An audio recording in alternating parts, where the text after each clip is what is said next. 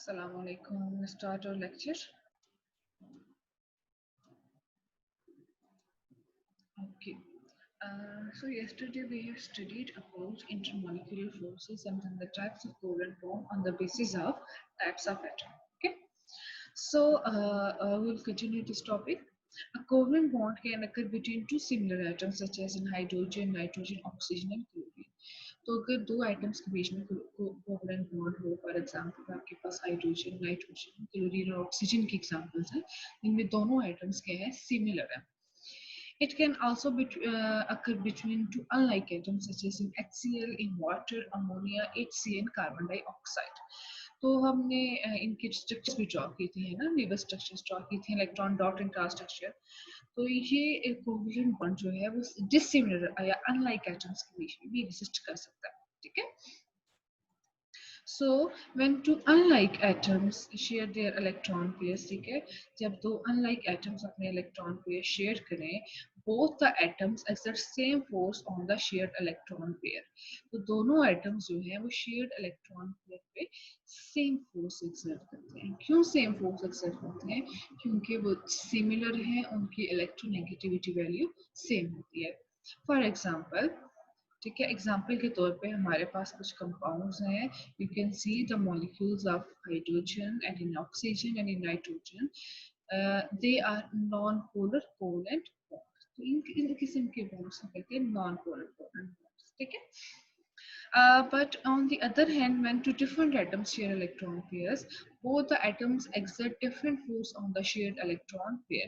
लेकिन जब हमारे पास दो different atoms हों और वो अपने electron pair share करें, ठीक है, तो फिर क्या होता है? फिर केस थोड़ा different हो जाता है. More electronegative atom pulls the shared electron pair with greater force towards itself. तो वो atom जो ज़्यादा electronegative होता है, वो electron pair को अपनी तरफ ज़्यादा पावर से खींचता है. और so more electronegative atom partially draws electron density towards itself. तो इस तरह हम क्या कहेंगे कि ज्यादा electronegative atom जो है वो electron density को अपनी तरफ खींचता है. ठीक है. This makes is partially negative. तो इस तरह उस atom पे कौन सा चार्ज आ जाता है? partially negative charge. On the and the other atom develops partial positive charge. और वो एटम जिससे इलेक्ट्रॉन डेंसिटी दूर चली जाती है, जिसकी इलेक्ट्रोनेगेटिविटी वैल्यू कम होती है, उस पर पार्शियल पॉजिटिव चार्ज आ जाता है. So such covalent bond is called polar covalent bond. तो इस किस्म के कोवेलेंट बॉन्ड को हम क्या कहेंगे? Polar covalent bond. ठीक है. So the forces of attraction thus created between molecules are called intermolecular forces. ये हमने पोलर और नॉन पोलर कोवेलेंट बॉन्ड के बारे में पढ़ा. पोलर की एग्जांपल्स हमने ये पढ़ी थी कि हमारे पास ऑक्सीजन, हाइड्रोजन, नाइट्रोजन वगैरह. ठीक है. अब नॉन पोलर की एग्जांपल यहाँ पे स्पेसिफिकली दी गई. You can see in HCl hydrogen develops partial positive charge. Okay. And in similarly in water, hydrogen is less electronegative, so it carries partial positive charge. लेकिन हमारे पास जो क्लोरीन है, ठीक है, और ऑक्सीजन है, वो मोर इलेक्ट्रोनेगेटिव है, तो उनपे कौन सा चार्ज आ जाता है? Partial negative. So there are present partial positive and partial negative poles. So we can say that the molecule is polar in nature. Okay. सो ये हमने पोलर और नॉन कोवेलेंट बॉन्ड की एग्जांपल्स भी पढ़ ली. लेकिन ये हमारे पास कोवेलेंट बॉन्ड की टाइप्स आती है. अब जो हमारा अभी का टॉपिक है वो है intermolecular. Inter mean between, molecular mean molecules.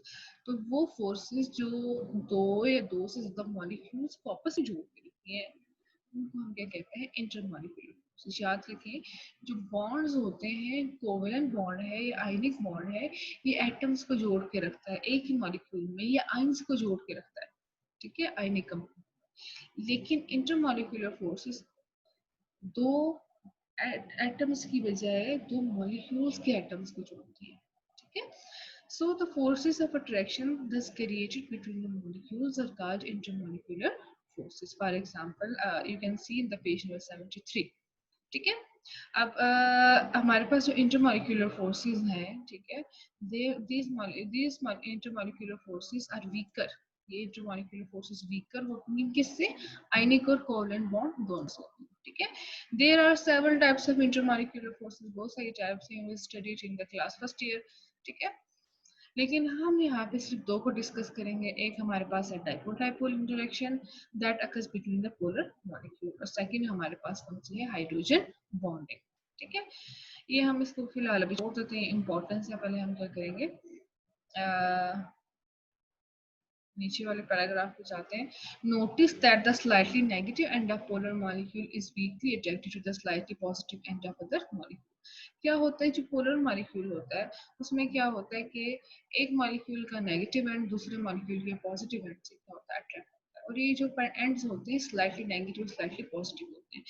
तो इन अट्रैक्टिव फोर्सेस को हम ये कहते हैं dipole dipole interaction. Dipole mean two poles, two poles यानी एक मॉलिक्यूल के भी दो पोल हैं, दूसरे मॉलिक्यूल के भी दो पोल हैं, तो इनके अपोजिट पोल्स एक दूसरे को अट्रैक्ट कर रहे हैं, और इन इंटरेक्शंस को हम कहते हैं dipole dipole interactions.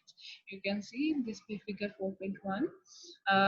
Here in the figure 4.1, you can see there is a molecule that carries a partial, the atom that carries a partial positive charge, and the other atom that carries a partial negative charge. I am highlighting them. Okay. सो अब क्या होता है कि partial positive charge atom जो है वो किसके साथ अटैच होता है, पार्शियल नेगेटिव चार्ज एटम के साथ अट्रैक्ट करता है।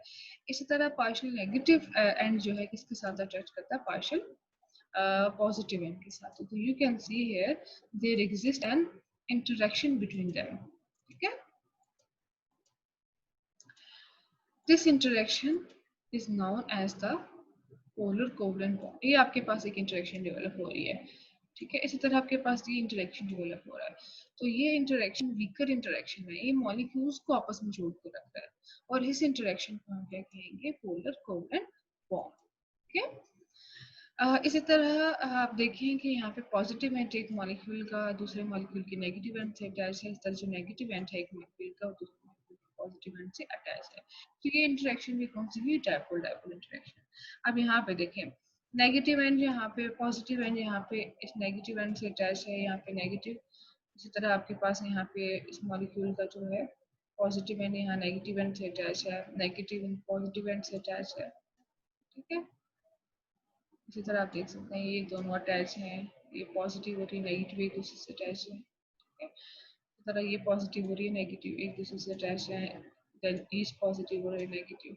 इस तरह आपके पास क्या होती है, दो या दो से ज्यादा मॉलिक्यूल्स एक दूसरे के साथ जुड़ जाते हैं by using this type of interactions, ठीक है।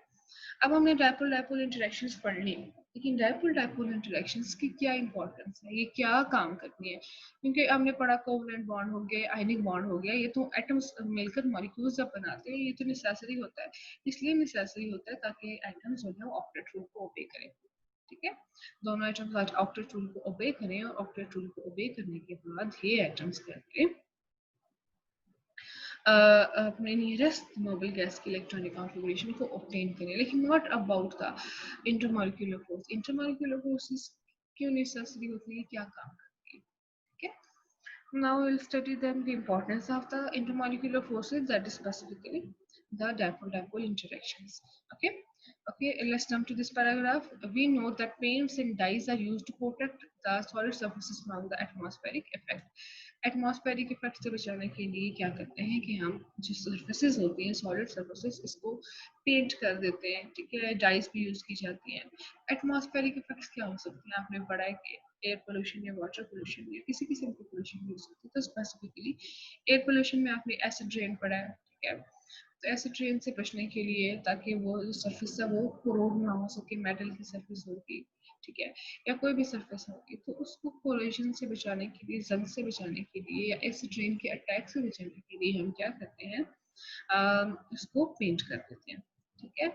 इसके अलावा पेंट्स क्या करते हैं, paints they also give the visual appeal, तो देखने में भी पेंट हुई हुई सरफेस बड़ी खूबसूरत लगती है। Resins are used to coat the materials that give the toughness, flexibility, adhesion and chemical resistance.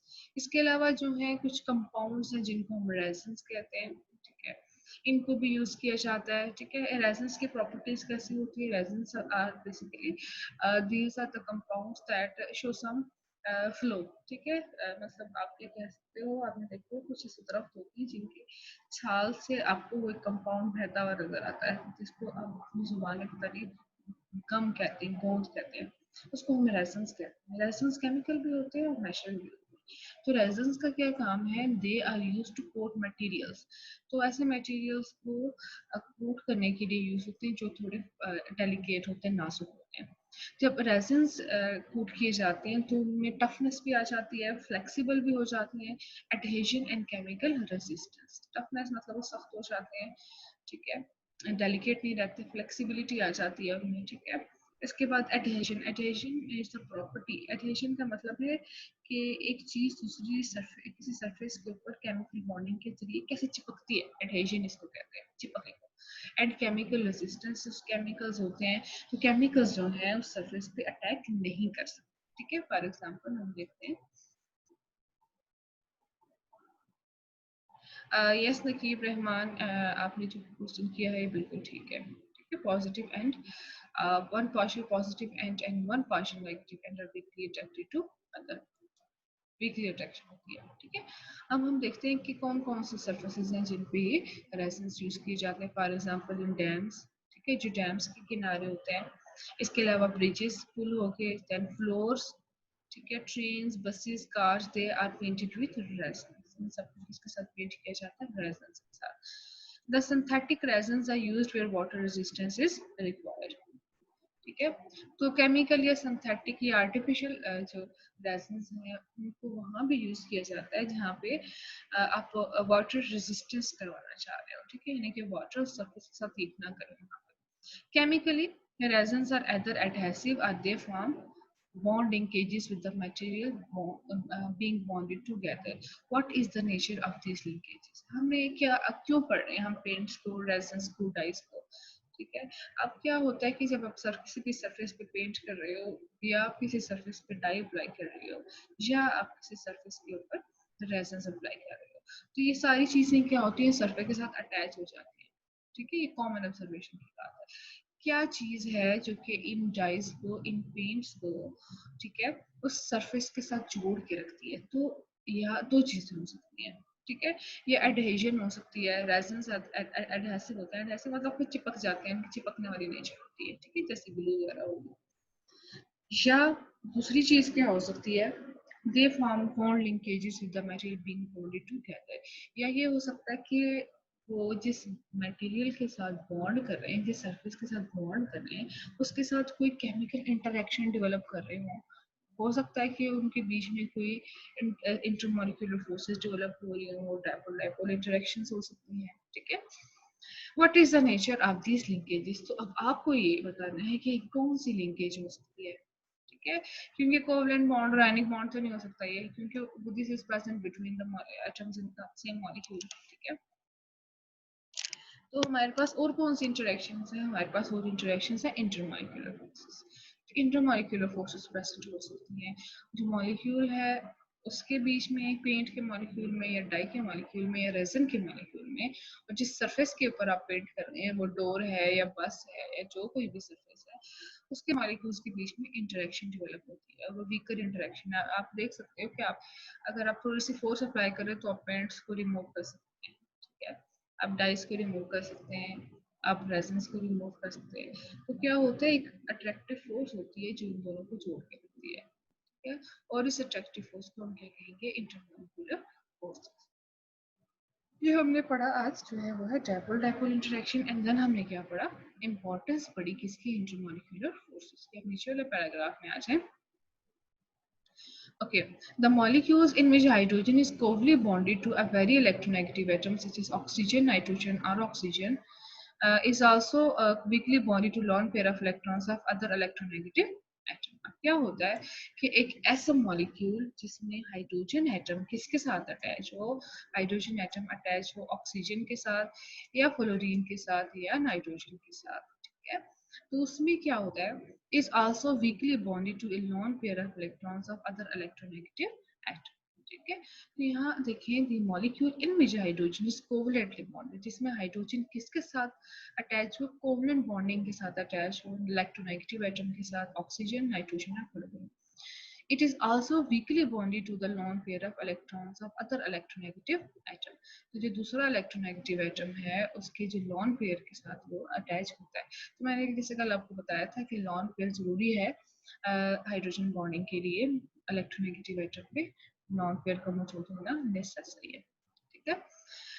This other atom may occur in the same molecule or in the nearby molecule. तो ये हमारे पास ये जो nearby molecule है, for example ये हमारे पास एक water molecule है, ठीक है, और ये वाटर molecule है, ये nearby water molecule है। तो इन दोनों water molecule में you can see here that there exists an interaction between the hydrogen atom and the lone pair and with the oxygen atom of the nearest nearby molecule. This intermolecular interaction को हम क्या कहते हैं, hydrogen bonding. तो ये जो हमारे पास interaction develop हुई है जिसको ब्लैक कलर की डॉटेड लाइन से शो किया गया है, इसको हम कहेंगे इंटरमॉलिक्यूलर फोर्सेस की specific type, that is the hydrogen bonding. Oxygen, nitrogen और fluorine make the hydrogen very electron deficient.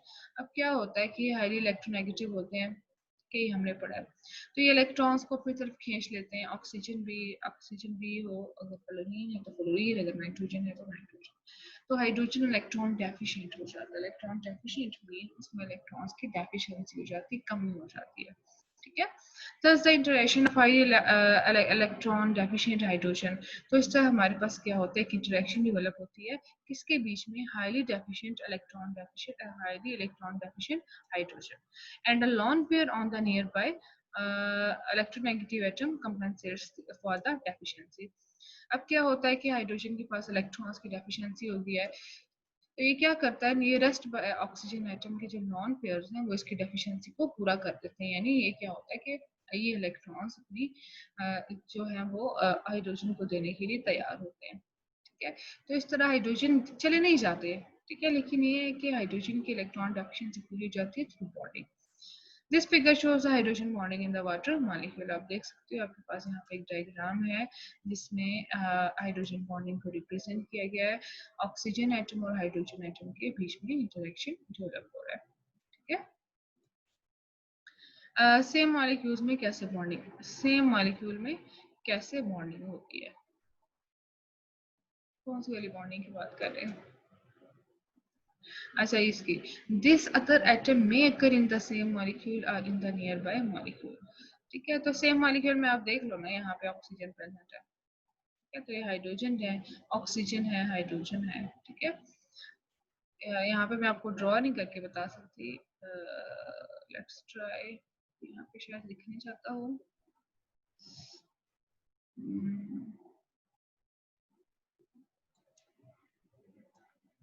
यहाँ पे देख सकते हैं आप, आपके पास अगर एक मॉलिक्यूल है ना HOH, H है, देन आपके पास O है, H है, वाटर। ठीक है। अब क्या होता है कि ये इंटरेक्शन डेवलप कर ले, इन डॉटेड लाइंस में शो कर रही है। जो हाइड्रोजन है ना, किसके साथ इंटरेक्शन करेगा, ऑक्सीजन के साथ। ठीक है। और हम यहाँ पे H2 आगे लिख देते हैं। तो ये क्या हो गया, आपके पास इंटरेक्शन डेवलप होगी जिसको हम हाइड्रोजन बॉन्ड कहते हैं। ठीक है। तो इसी तरह ये आपके पास है, नीचे देखते हैं हम, हमारे पास एक और मॉलिक्यूल है, फ्लोरीन और H, हाइड्रोफ्लोरिक एसिड जिसको हम कहते हैं HF।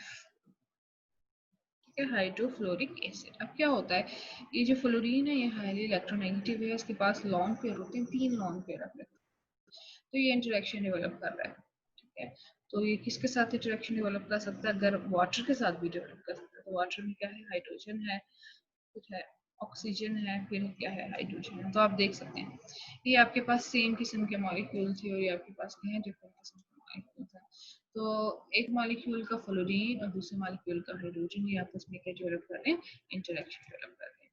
तो इस तरह जो है वो इंटरेक्शन डेवलप हो जाती है बिटवीन मॉलिक्यूल। ठीक है। ठीक है बेटे, मैं दोबारा से रिपीट कर देती हूँ। अब्दुल्ला बिन रऊफ, हाइड्रोजन बॉन्डिंग किसको कहते हैं? The molecules in which the hydrogen atom is closely bonded to a very electronegative atom such as oxygen, nitrogen, and chlorine is also weakly bonded to a lone pair of electrons of other electronegative atom।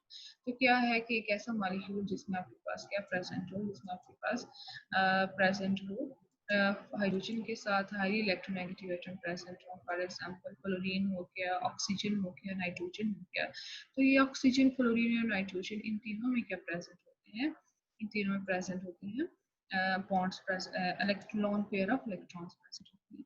तो मैंने आपको बताया था lone pair का मतलब क्या होता है, lone pair are the electrons that do not involve in bonding. तो आप देख सकते हैं वाटर की स्ट्रक्चर में आपको ब्लैक कलर के यहाँ पे दो पेयर्स नजर आ रहे हैं, यानी 4 इलेक्ट्रॉन नजर आ रहे हैं। This other atom maker in the same molecule, अब ये जो अदर एटम है ना, ऑक्सीजन हो गया, फ्लोरीन हो गया या नाइट्रोजन हो गया, ये सेम मॉलिक्यूल में भी हो सकता है, अदर मॉलिक्यूल में भी। देखें आप, ये सेम मॉलिक्यूल नहीं है ना, ठीक है। ऑक्सीजन वाटर मॉलिक्यूल में ऑक्सीजन प्रेजेंट है, ऑक्सीजन पे क्या प्रेजेंट है, इलेक्ट्रॉन पेयर प्रेजेंट है।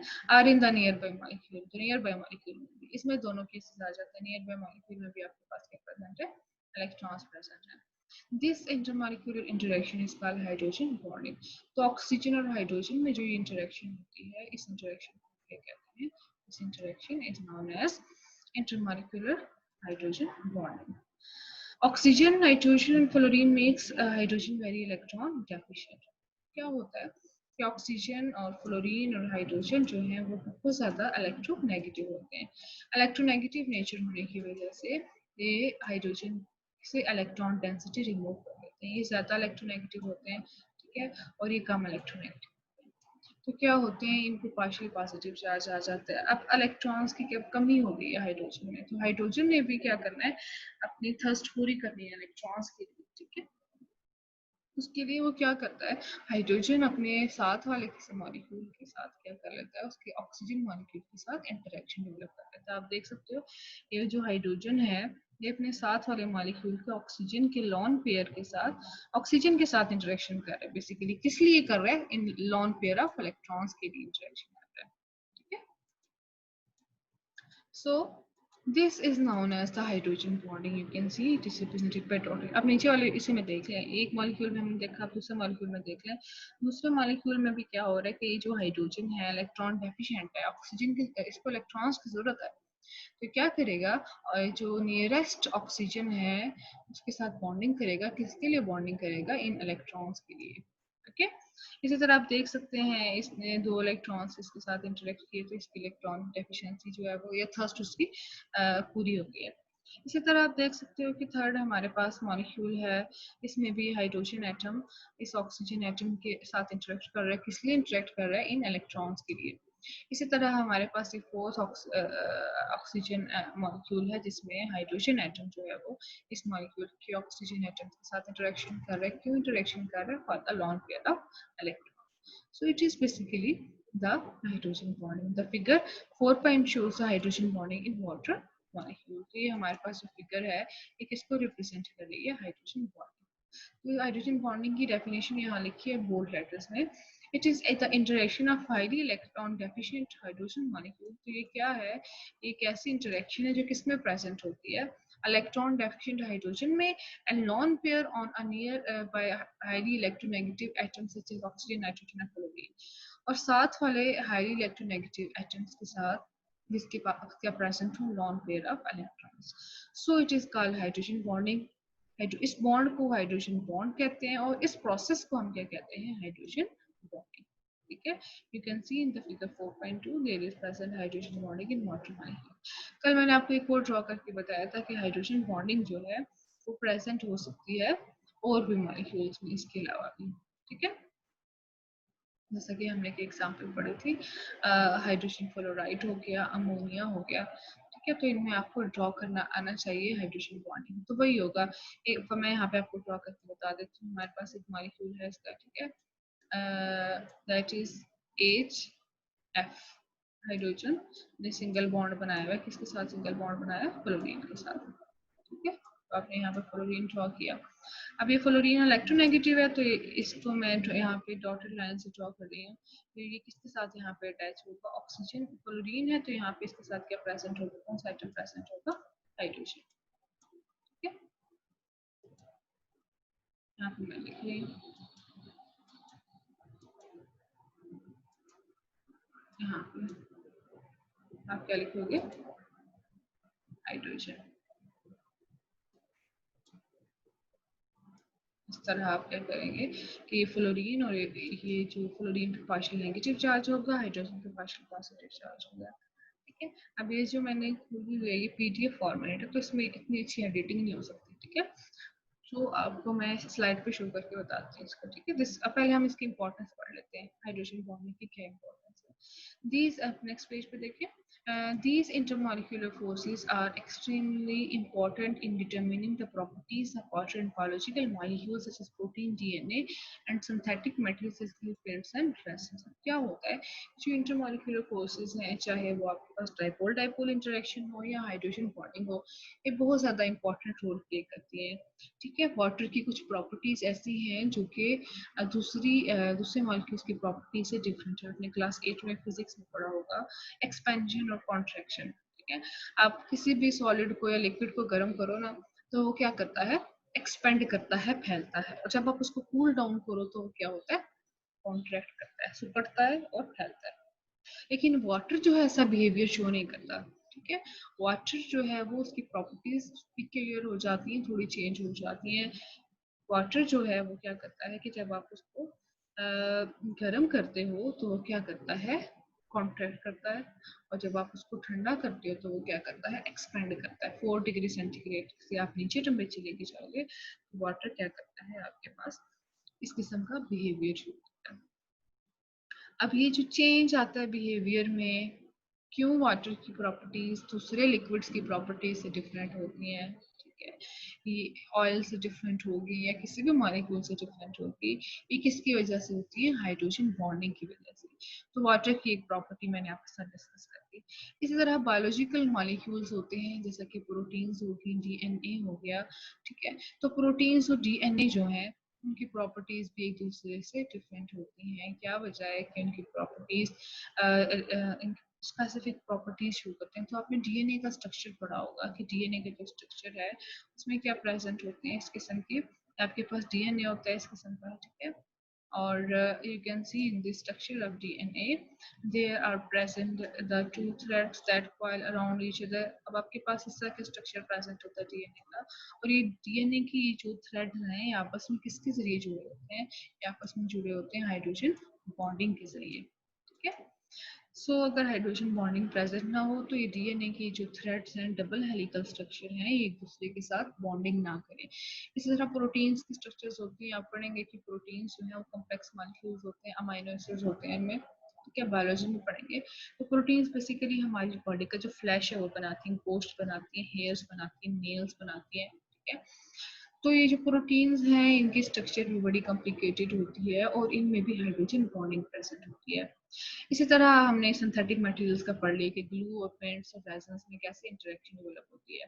ठीक है, the adhesive action of paints and dyes is also developed due to hydrogen bonding।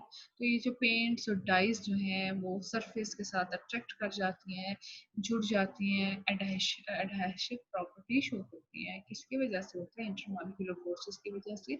और वो इंटरमॉलिक्यूलर फोर्सेस कौन सी हैं, आपके पास है that are the hydrogen bonding. Synthetic resins bind to surfaces together by hydrogen bonding or dipole dipole interaction। तो उसने आपको क्या कहा कि आपके पास पेंट्स और डाइस जो हैं वो किसके जरिए जुड़ती हैं, वो हाइड्रोजन बॉन्डिंग के जरिए जुड़ती हैं। लेकिन जो रेजन्स होती हैं वो हाइड्रोजन बॉन्डिंग और डाइपोल डाइपोल इंटरेक्शन दोनों के जरिए जुड़ सकती हैं। सिंथेटिक रेजन्स अगर आपके पास हो, एडहेसिव की प्रॉपर्टी शो कर सकती हैं, और आपके पास जो है अगर वो एडहेसिव प्रॉपर्टी शो कर रही है, हाइड्रोजन बॉन्डिंग भी हो सकती है, और वो डाइपोल डाइपोल इंटरेक्शन के जरिए भी अपने सरफेस के साथ अटैच हो सकती है। तो ये हमारे पास इंटरमॉलिक्यूलर फोर्सेस की इंपॉर्टेंस है। अच्छा, ये जो आपके पास पेज 74 पे सोसाइटी टेक्नोलॉजी और साइंस है, इसमें यही कुछ लिखा हुआ है। ठीक है, आई डोंट थिंक सो कि इसको रिपीट करने की जरूरत है। चलिए मैं आपको पहले जो है ना वो करवा दूँ। वी हैव 5 मिनट्स है अभी। चलो, एपॉक्सी, अच्छा हम ये कर लेते हैं। Epoxy adhesive excellent chemical resistance, good adhesion properties, good heat resistance and they are strong and tough coating. ठीक है, अब एडहेसिव हमारे पास रेजन्स होती हैं, इसके अलावा एपॉक्सी रेजन्स होती हैं, बहुत सारी टाइप्स होती हैं। ठीक है, ये एडहेसिव एपॉक्सी होगी या जो ये हमारे पास पॉलीमर्स होते हैं, ठीक है, पॉलीमर्स होते हैं, रेजन्स हो गए या एपॉक्सी रेजन्स हो गए, ठीक है। तो कौन कौन सी प्रॉपर्टी शो करते हैं, केमिकल्स उन पर अटैक नहीं कर सकते, अच्छी तरह वो चिपक जाते हैं सरफेसेस के साथ, हीट उन पे इफेक्ट नहीं कर सकती, और स्ट्रॉन्ग और टफ कोटिंग करते हैं एपॉक्सी रेजन्स, ठीक है। Therefore, the propellers and parts of aircraft, boat, cars, trucks are held together by epoxy adhesive. तो हमारे पास वो surfaces जो ज़्यादातर water के साथ या air के साथ interact करती हैं, for example, aircrafts के parts हो गए या propellers हो गए, इस तरह boats होगी, cars और trucks होगी, इनको जो है वो कैसे इन surfaces को एक दूसरे के साथ जोड़ा जाता है, epoxy adhesives के साथ। अब मेरे ख्याल में कुछ इस तरह की epoxy adhesives हैं जो हम अपनी daily life में भी यूज कर रहे हैं, ठीक है। बड़ी अच्छी इनकी प्रॉपर्टी होती है, दो या दो ज्यादा सरफेसेस को जोड़ने के काम आती है, ठीक है। ये जो epoxy adhesive है, epoxy adhesives contain partially positive hydrogen atom and oxygen atom containing lone pair in their molecule. अब ये जो adhesives होते हैं ना epoxy adhesives, इनमें क्या प्रेजेंट होता है, इनमें हाइड्रोजन भी प्रेजेंट होता है और ऑक्सीजन भी प्रेजेंट होता है। ऑक्सीजन पे पार्शियल नेगेटिव चार्ज होता है और दो लॉन पेयर होते हैं, जबकि हाइड्रोजन पे पार्शियल पॉजिटिव चार्ज होता है। epoxy adhesives are therefore sticky and make hydrogen bond with other substance. तो ये स्टिकी हो जाते हैं, ठीक है। और क्या करते हैं कि जो दूसरा जिस सरफेस को आपने दो सरफेसेस को जोड़ना है ना, एक सरफेस के ऊपर आपने एपॉक्सी एडहेसिव लगा दिया, ठीक है, तो वो दूसरी सरफेस जो है आपके पास दो सरफेस को आपने जोड़ना है, इस तरह वो हाइड्रोजन बॉन्डिंग डेवलप कर लेता है, ठीक है। ऑक्सीजन जो है वो हाइड्रोजन के साथ हाइड्रोजन बॉन्डिंग डेवलप कर लेता है। मॉडर्न एयरक्राफ्ट जो से हैं, ठीक है, इस तरह बोट्स और automobile such as cars and trucks and even in spacecraft epoxy adhesive use for assembling, saving money and reducing weight, ठीक है। अब क्या होता है कि इनको यूज किया जाता है एडहेसिव्स को बहुत सारी जगहों पे, क्यों यूज किया जाता है, असेंबल करने के लिए, चीजों को असेंबल करने के लिए, ठीक है, मनी को सेव करने के लिए एंड रिड्यूसिंग वेट।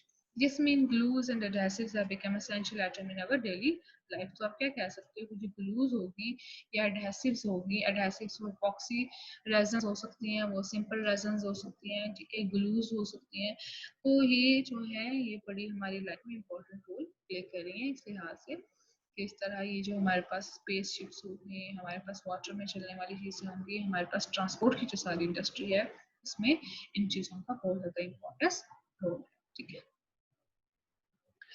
सो ये हमने पढ़ लिया, अब मैं आपको जो है वो करवा देती हूँ दोबारा से, पास है हमने कल ये पढ़ा था that about chemical bonding, covalent bonding. यहाँ पे मैं आपको ड्रॉ करके बता देती हूँ कि हाउ टू ड्रॉ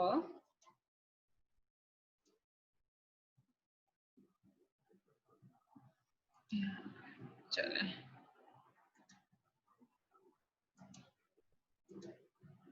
okay.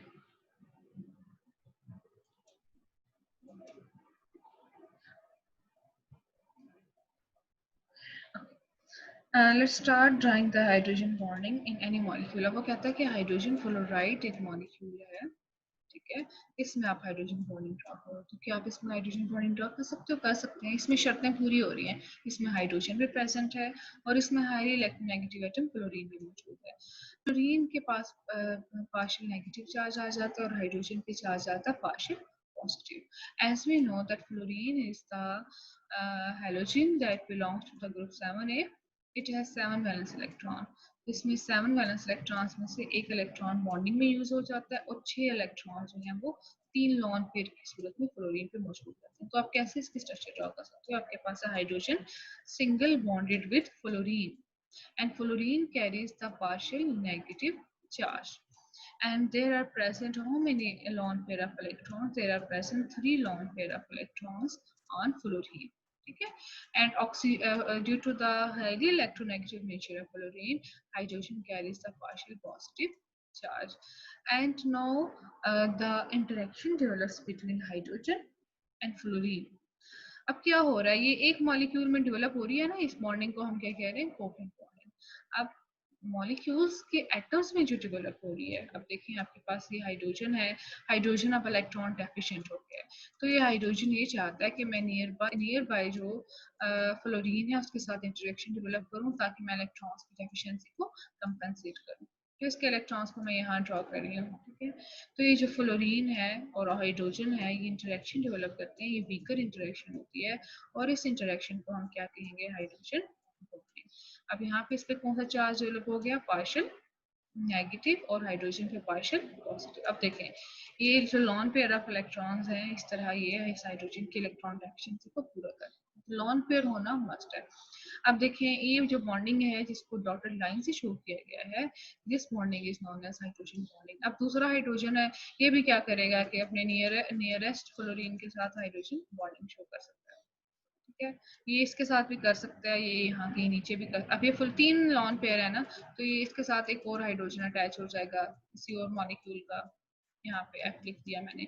इसी तरह एक और ये लॉन पेयर है, ठीक है, तो यहाँ पे क्या होगा कि एक और इंटरेक्शन डेवलप हो सकती है हाइड्रोजन के साथ किसी और HF मॉलिक्यूल की। तो आप देख सकते हो इस तरह हाइड्रोजन और फ्लोरीन जो है highly electropositive and highly electronegative atoms आपस में इंटरेक्शन डेवलप कर रहे हैं to form the hydrogen bonding, ठीक है। So it is known as, अब वाटर में हमने ड्रॉ किया है तो वाटर और HF में भी हो सकती है। अब ये वाटर है HOH, और दूसरा मॉलिक्यूल आपके पास HF है, तो हाइड्रोजन जो है वो फ्लोरीन के साथ भी इंटरेक्शन डेवलप कर सकता है, ठीक है। तो यहाँ पे हाइड्रोजन और फ्लोरीन में भी इंटरेक्शन डेवलप हो सकती है, hydrogen partial positive, fluorine partial negative. Same molecules में भी हो सकती है, यानी वाटर और वाटर में, डिफरेंट मॉलिक्यूल्स में भी हो सकती है हाइड्रोजन फ्लोराइड और वाटर। तो आपको ये पता होना चाहिए कि पार्शियल पॉजिटिव और पार्शियल नेगेटिव कौन सा है, then you are able to draw the hydrogen bonding. So it is all about the hydrogen bonding and the importance of hydrogen bonding. ठीक है, चले हम दोबारा बुक की तरफ जाते हैं।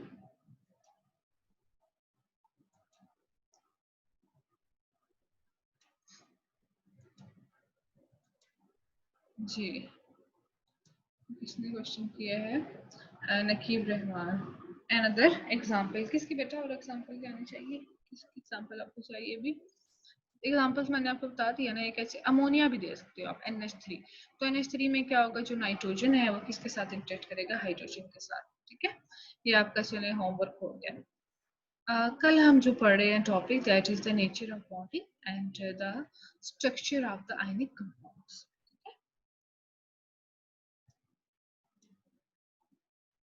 सो हमारा आज का टॉपिक इतना ही है, ठीक है। अगर आपको कोई क्वेश्चन है तो people can ask the question.